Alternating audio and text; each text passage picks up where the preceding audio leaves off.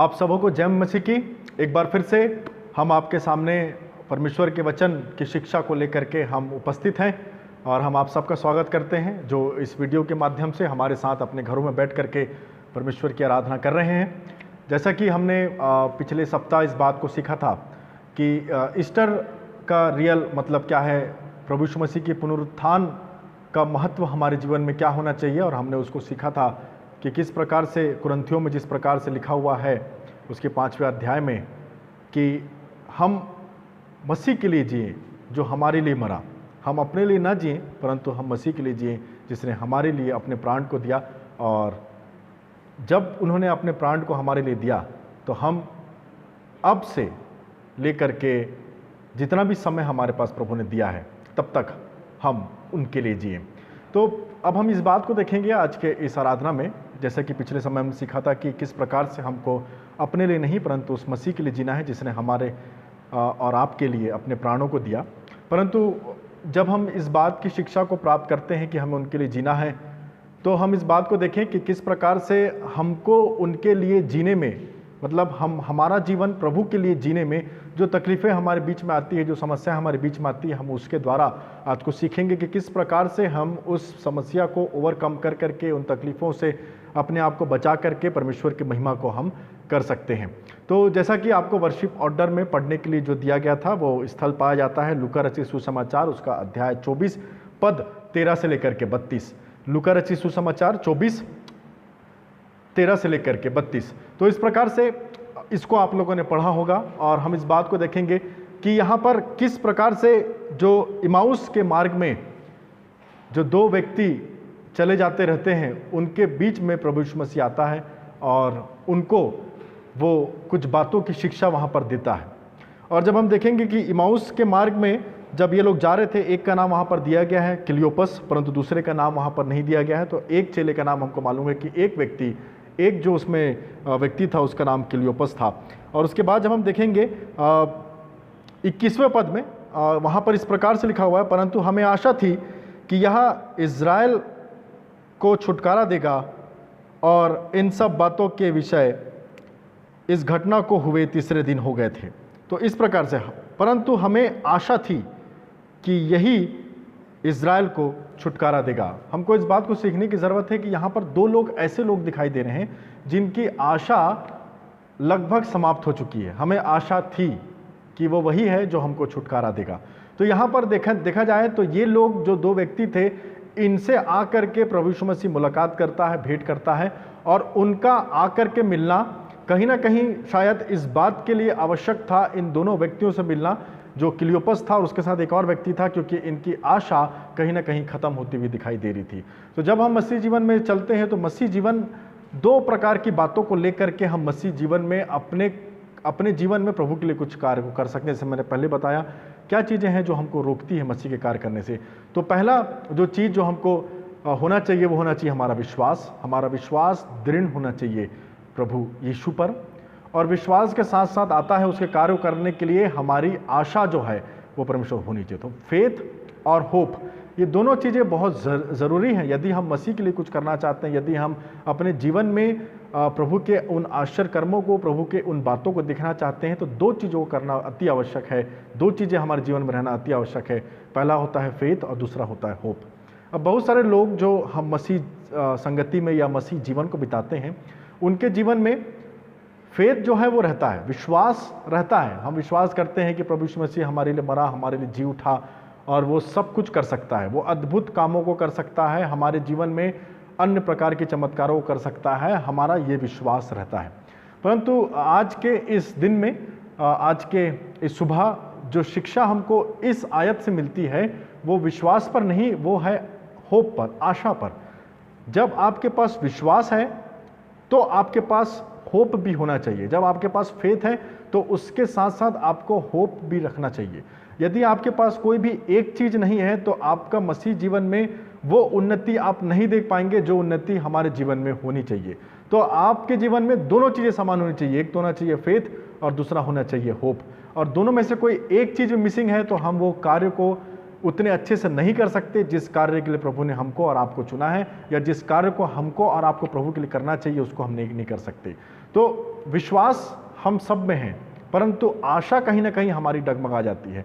और वचन बहुत सारी बातों में आशा के विषय में भी कहता है, जैसे कि आप भजन संहिता 42 उसका 5 पढ़ेंगे तो उसमें लिखा हुआ है, हे मेरे प्राण तू क्यों गिरा जाता है और अंदर ही अंदर क्यों व्याकुल होता है, परमेश्वर पर आशा लगाए रहे। तो यहाँ पर कहता है, एक चीज मैं यहाँ पर नोट करना चाहूंगा, परमेश्वर पर आशा लगाए रहे। क्यों व्याकुल होता है, इस प्रकार से यहाँ पर बोल रहा है, हे मेरे मन तू क्यों व्याकुल होता है।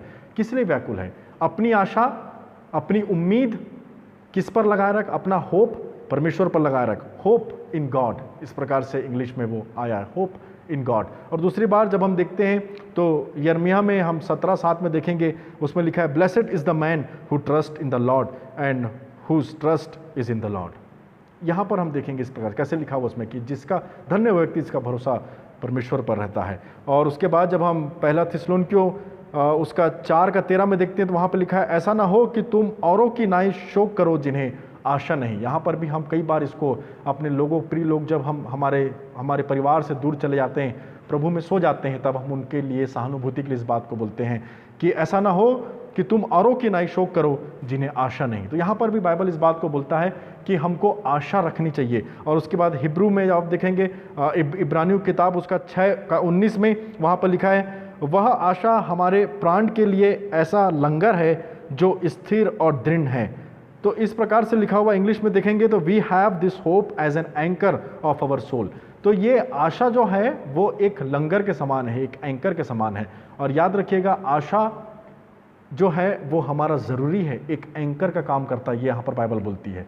जब आपकी ज़िंदगी की नैया डगमगाएगी तो आप अपने आशा का लंगर जब डालेंगे तो वो उस आशा के लंगर को, आपके उस नाव को वो उस तूफान में भी बचा के रखने में कायम, वो बहेगी नहीं यहाँ वहाँ, वो स्थिर खड़ी रहेगी। क्योंकि यहाँ पर लिखा हुआ है, वह आशा हमारे प्राण के लिए ऐसा लंगर है जो स्थिर और दृढ़ है, स्थिर और दृढ़ है। अब याद रखिए, लंगर जो है वो ऊपर ही ऊपर नहीं तैरता, वो कुछ ऐसा चीज़ नहीं है जिसको आप पानी में फेंकोगे तो वो ऊपर ही ऊपर तैरता है। लंगर एक ऐसा चीज़ है जो गहराई में जाता है।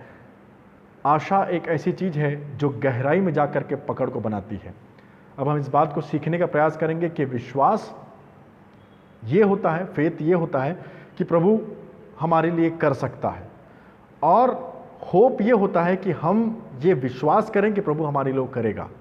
जैसा कि आप लोगों ने ये कहानी बहुत बार हमने सुनी है, आप लोगों ने भी सुनी होगी कि एक जगह पर पानी वगैरह नहीं गिर रहा था तो वहाँ के कुछ लोगों ने ये निर्णय लिया कि चलो हम मिल करके प्रार्थना करेंगे और वहाँ पर पानी जो है वो बरसेगा, परमेश्वर की आशीष जो है वो वर्षा के द्वारा वहाँ पर दिखाई देगी। परंतु दिक्कत ये होता है कि सब लोग प्रार्थना करने के लिए जाते हैं, परंतु एक लड़की जो है उसमें छाता लेकर के जाती है और लोग उसका मजाक बनाते हैं कि अरे यहाँ तो पानी गिर नहीं रहा है, तो छाता लेके क्यों जा रही है। तो इस प्रकार से उसका कंक्लूजन निकलता है उस स्टोरी में कि विश्वास था उस लड़की को कि जब मैं प्रार्थना करके वापस आऊँगी तो ज़रूर जो सूखा है, जरूर जिसके लिए हम प्रार्थना करने जा रहे हैं, जरूर जिस बारिश के लिए हम प्रार्थना करने जा रहे हैं वो प्रभु बारिश को गिराएगा। तो यहाँ पर उन लोग हाईलाइट करते हैं विश्वास को, परंतु देखा जाए तो विश्वास कहना चाहिए उस समय सबके पास था। विश्वास था तभी तो वो प्रार्थना करने के लिए जा रहे थे, विश्वास था तभी तो उन लोगों ने ऐसा एक कमिटी बैठाई होगी जो चलो हम मिल के प्रार्थना करें। तो विश्वास कहीं ना कहीं हम सबका रहता है प्रभु पर कि प्रभु कर सकता है। परंतु देखा जाए तो विश्वास के साथ उनकी आशा शायद नहीं जुड़ पाई थी, परंतु वो जो लड़की थी, छोटी जो बच्ची थी जो छाता लेकर के जाती है, उसकी आशा थी, उसका ये विश्वास तो था ही कि मैं प्रार्थना करूंगी तो पानी गिरेगा, परंतु वो उम्मीद भी था, वो होप भी था कि पानी अवश्य गिरेगा, इसलिए मैं ये छाता लेकर के जाती हूँ। तो कहने का मतलब ये है कि हमारा विश्वास के साथ हमारी आशा जुड़नी चाहिए। हमारा होप और फेथ दोनों प्रभु के लिए काम करने वाला होना चाहिए। अब यहाँ पर देखेंगे ये लोग कौन लोग थे जो लोग जा रहे थे। अब यहाँ पर लिखा हुआ है जब ये बातें करते हुए जा रहे थे तो कुछ बातों को कर रहे थे जो यरूशलेम में घटी हुई थी। ये उस समय की बात है जब प्रभु यीशु मसीह को क्रूस पे लगा दिया गया था और उसके बाद उनकी मृत्यु हो गई थी और उसके बाद वो जी उठे थे, तीसरे दिन की बात है।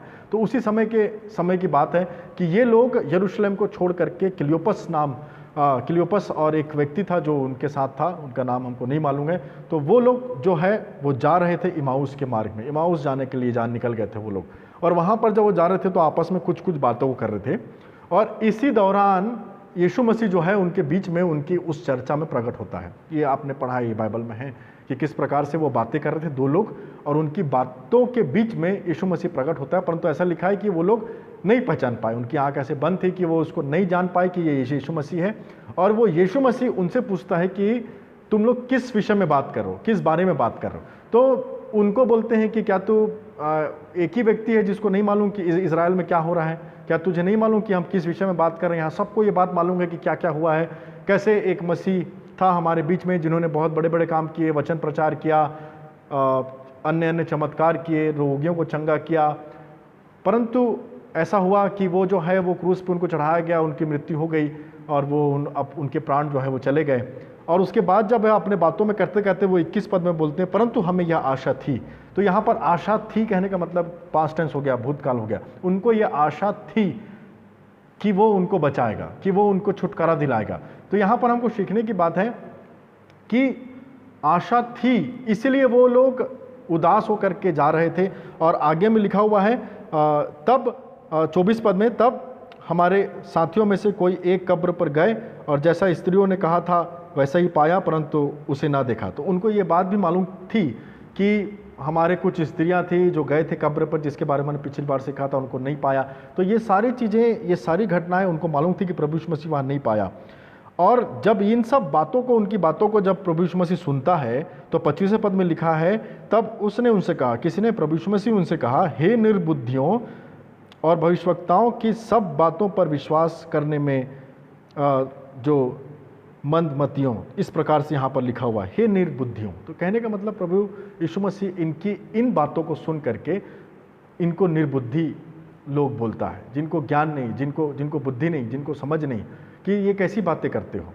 तो यहाँ पर प्रभु यीशु मसीह जब इनके बीच में हाजिर हुआ तो कुछ ना कुछ मकसद से आया होगा। और जहाँ तक इस वचन को पढ़ने से लगता है कि शायद इनके ये जो होप था जो कि प्रभु यीशु मसीह पर ख़त्म हो रहा था, उसी होप को, उसी आशा को जो थी, उसको वो फिर से उसको जगाने आया था। जो एक आशा ऑलमोस्ट मर चुकी थी, उसी आशा को वो फिर से उत्पन्न करने के लिए इनके बीच में आया था।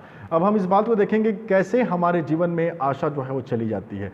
और यदि आशा नहीं तो मानिए मेरी बात को, आप कभी भी प्रभु के काम को उस रीति से नहीं कर सकते जिस रीति से आपको करना चाहिए, क्योंकि कहीं ना कहीं शैतान हमको निराश ही करता है। हम विश्वासियों के जीवन में आशा बहुत कम हो जाती है। विश्वास रहता है, हम चर्च आते हैं, दुआ करते हैं, प्रार्थना करते हैं, उपवास करते हैं, सब कुछ करते हैं, पर फिर भी जब हमारे जीवन में कुछ अच्छा नहीं होता है तो हमारा विश्वास रहता है परंतु हमारी आशा टूटने लगती है।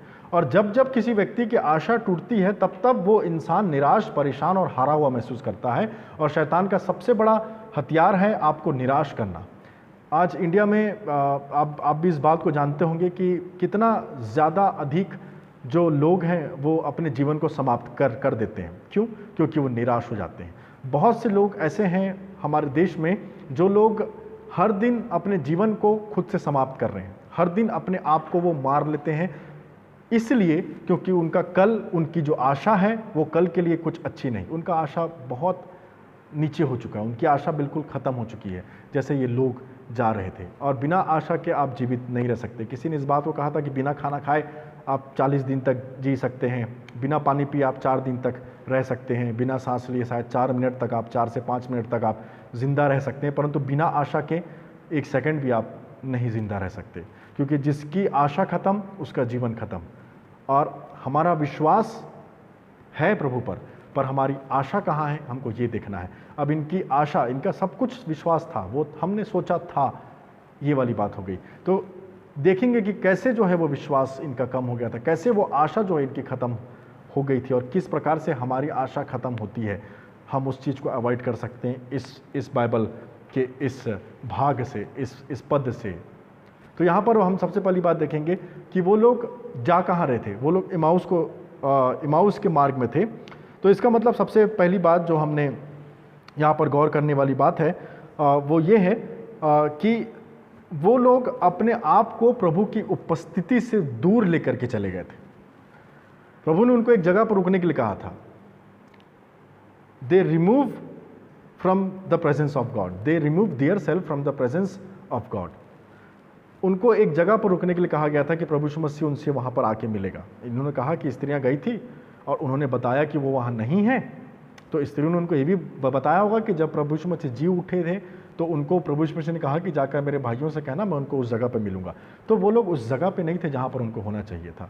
तो सबसे पहला बात, जब आपकी आशा प्रभु पर नहीं होने के कारण एक चीज़ ये है कि जब भी आप निराश होते हैं, जब भी आप परेशान होते हैं, सबसे पहला काम शैतान आपके जीवन में ये करता है कि आपको प्रभु की उपस्थिति से, प्रभु के लोगों की संगति से दूर करता है। और इसलिए हम विश्वासियों को संगति में रहने की अति आवश्यक है कि हम एक दूसरे के विश्वास के साथ उस संगति में रहे जो प्रभु ने हमको बुलाया है। इसलिए बोलता है कि मेरी ये इच्छा है कि जैसा मैं और मेरा पिता एक है, ये प्रभु यीशु मसीह की प्रार्थना थी, वैसी मेरे लोग एक हो जाएं। वचन कहता है जहाँ 2 या 3 जमा हो वहाँ मैं हूँ हाजिर। तो इस प्रकार से जब संगति को प्रभु देखता है तब वो उनकी आशा को, यहाँ पर प्रभु इस बात को दिखाना चाह रहा है इस वचन के द्वारा कि जिस जगह पर मैं तुमको रुकने के लिए कहा था तुम उस जगह से दूर आ गए हो। तुम उस प्रभु की उपस्थिति से, उस जगह से जहाँ पर तुमको आराधना करते रहना चाहिए था, जहाँ पर तुमको मेरा इंतजार करते रहना चाहिए था, जहाँ पर तुमको मैं दिख सकता था, वहाँ से तुम हट करके अपने जीवन को दूर लेके जा रहे हो। कहने का मतलब मेरा यह है प्रियो कि आप जब जब अपने निराशा में आएंगे तब तक आप प्रभु से दूर होने का प्रयास करते हैं। प्रभु से दूर ले जाने के लिए शैतान आपके जीवन में पता नहीं क्या क्या करता है, और आपका विश्वास चाहे कितना भी तगड़ा क्यों ना हो, आपको निराशा में डाल करके वो प्रभु से आपको दूर करता है। आपकी प्रार्थना नहीं हो पाती, आप चर्च नहीं जा पाते, आप किसी चीज़ में भाग नहीं लेना चाहते। तो ये सब बातें हमको देखने को मिलती है। तो सबसे पहली बात, यदि हम प्रभु के साथ आशा में रहना चाहते हैं तो सबसे पहली बात है उसके लोगों के साथ आप संगति में रहना सीखें। उसके लोगों के साथ जहाँ पर प्रभु ने आपको बोला रहने के लिए उनके बीच में रहना सीखें, क्योंकि इसीलिए जो मसीह संगति है वो बहुत ज़रूरी है। अब यहाँ पर देखिए, इनका आशा खोने का एक और कारण था। ये दोनों हम सोच रहे थे, ऐसा लिखा है ना, हमने सोचा था, हमें आशा थी। तो ये दोनों की बात चल रही है। तो यहाँ पर ये दोनों एक दूसरे को निराशावादी बातों को ही कर रहे हैं। एक निराशावादी बात कर रहा है, दूसरा भी वही बात कर रहा है। तो ऐसे लोगों के बीच में आप कब तक रह पाएंगे जिनके साथ रह करके आप सिर्फ निराशा भरी बातों को ही सुनोगे।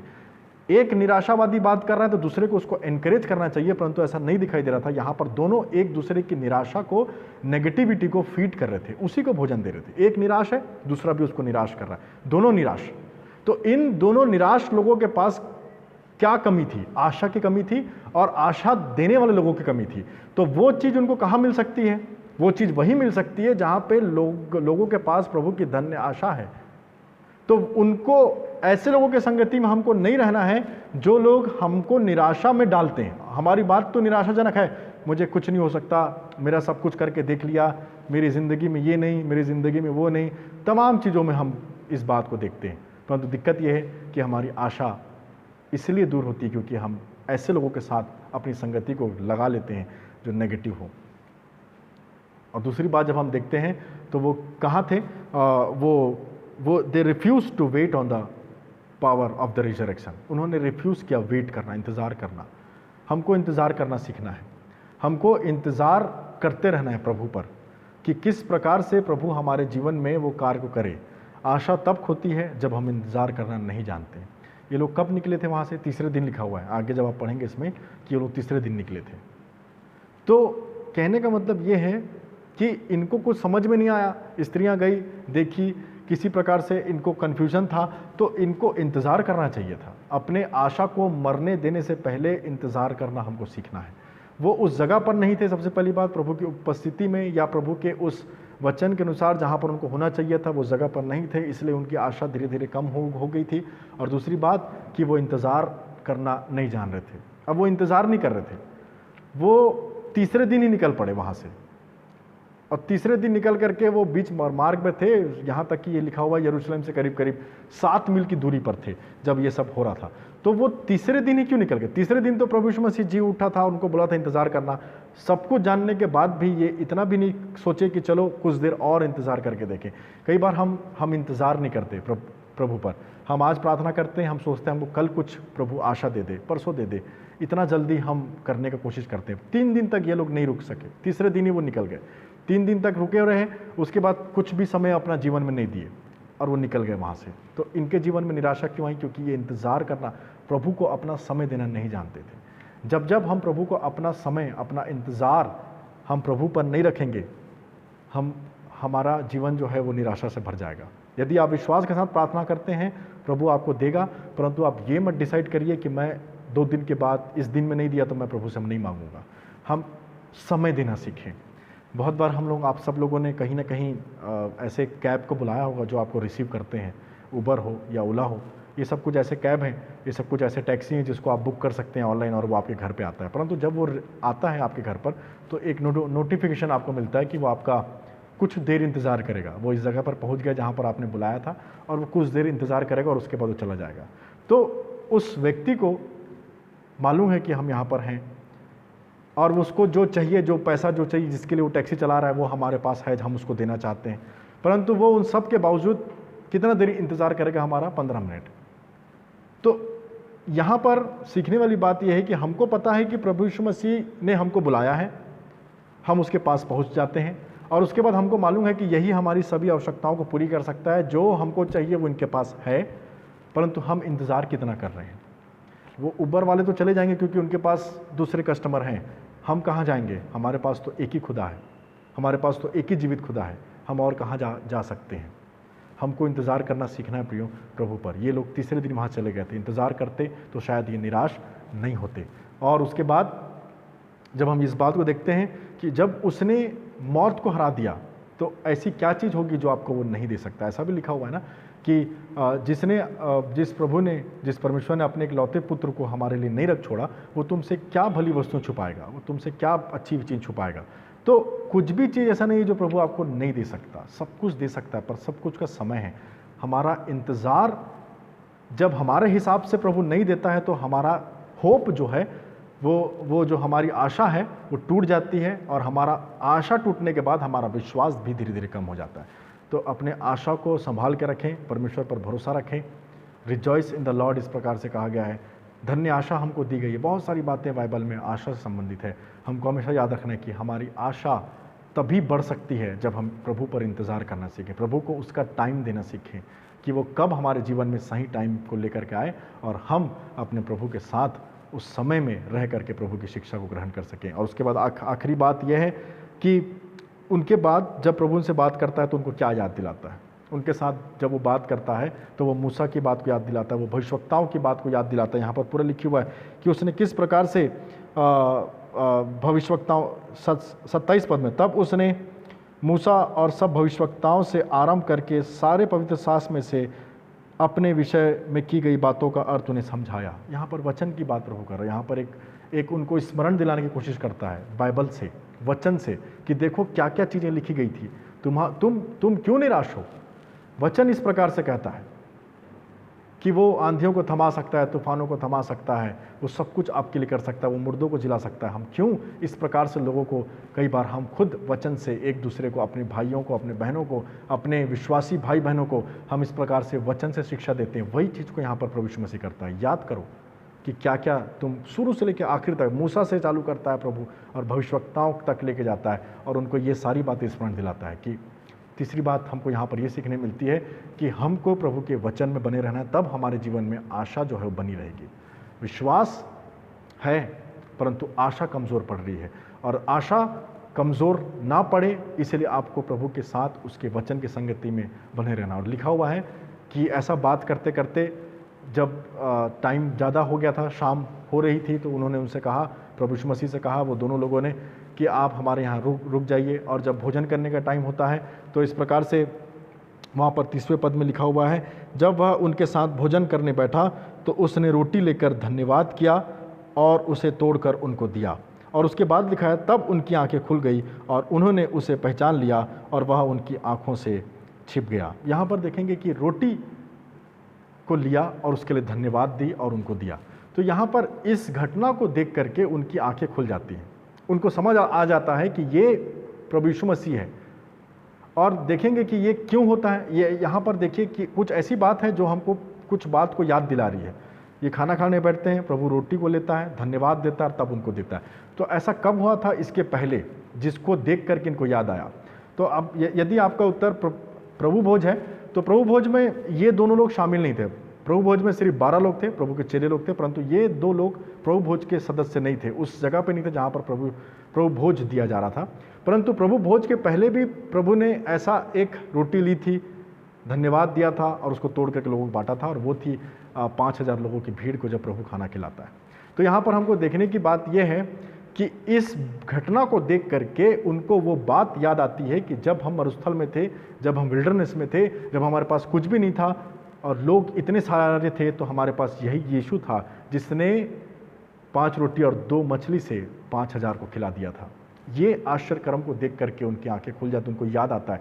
तो वचन के साथ साथ हमको ये भी बात याद रखना है कि प्रभु ने कितने सारे आश्चर्य कर्म हमारे जीवन में पिछले दिनों में किए। यहाँ पर कोई आश्चर्य कर्म नहीं हुआ, परंतु उस आश्चर्य कर्म को प्रभु ने याद दिलाया उनके साथ भोजन करते हुए बैठ करके, कि उसने रोटी ली, उसके लिए धन्यवाद दिया, उसको तोड़ी और उनको दिया। तो ये बात को देख करके उनकी आंखें खुलती हैं और वो परमेश्वर विश्वास करना, वो समझ जाते हैं कि ये यीशु है। और उसके बाद लिखा है वो तुरंत उसी समय, वो शाम का समय था और 33 पद में देखेंगे, वे उसी घड़ी उठकर यरूशलेम को लौट गए। जैसे ही उनको मालूम चला, कोई समय की उनको दिक्कत नहीं था, किसी प्रकार का उनकी आशा जब जागी तो वो उठ करके लौट के वापस गए उस जगह पर जहाँ पर चेले इकट्ठा थे। वहाँ पे लिखा हुआ है वो उस जगह पर उन लोगों को पाते हैं जहाँ पर प्रभु ने को रुकने के लिए कहा गया था। ये लोग चले गए थे। कहने का मतलब ये है, ये निराश इसलिए हुए थे क्योंकि ये प्रभु के मर्जी जहाँ पर थी रुकने की, वहाँ पर नहीं थे। उसकी देह से या उसके वचन से दूर थे, उसकी उपस्थिति से दूर चले जाने का प्रयास कर रहे थे, तो ये निराश हो गए थे। दूसरी बात ये कि ये प्रभु पर इंतज़ार करना नहीं जानते थे। वो लोग तीसरे दिन निकल गए थे और एक दिन रुक नहीं पाए।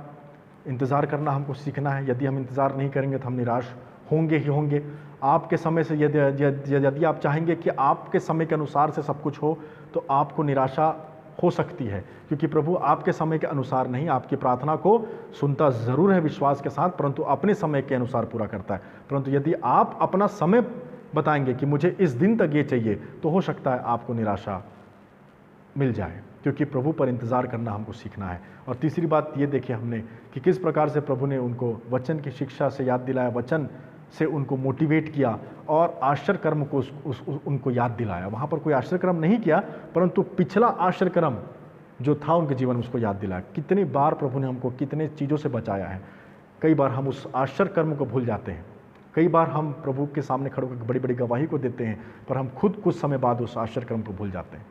याद रखें ये तीनों बातें, जिससे कारण हमारा होप कमज़ोर पड़ जाती है, परंतु इन तीनों बातों के यदि आप स्मरण रखेंगे तो आपका होप परमेश्वर पर, प्रभु यीशु मसीह पर बना रहेगा और आप हमेशा परमेश्वर के लिए काम करेंगे।